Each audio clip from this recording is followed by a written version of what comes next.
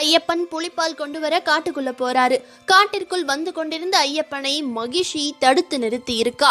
வில்லாளி வீரன் ஐயப்பன் மகிஷியோட சண்டையிட்டு இருக்காரு. மகிஷிக்கு நிலத்துல விழுந்தா மீண்டும் மீண்டும் வரக்கூடிய சக்தி இருந்துச்சு. அதனால நதையில தூக்கி வீசி மீண்டும் எழுந்து வர முடியாதபடி மகிஷி மேல ஒரு மிகப்பெரிய பாறைய போட்டு அது மேல ஐயப்பன் மகிஷிய வதம் செஞ்சு நர்த்தனம் ஆடி இருக்காரு. இறுதியில் மகிஷியும் அழிஞ்சு போயிருக்கா.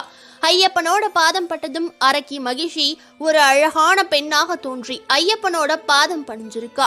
என்ன காப்பாத்தின நீங்களே என்ன திருமணம் செஞ்சுக்கோங்கன்னு கேட்டிருக்கா. அப்போ ஐயப்பன் சபரிமலைக்கு எந்த வருஷம் கன்னிசாமி மாலை போட்டு என்ன தரிசனம் செய்ய வரலையோ அப்ப உங்களை நான் திருமணம் செஞ்சுக்கிறேன்னு வாக்கு கொடுத்திருக்காரு.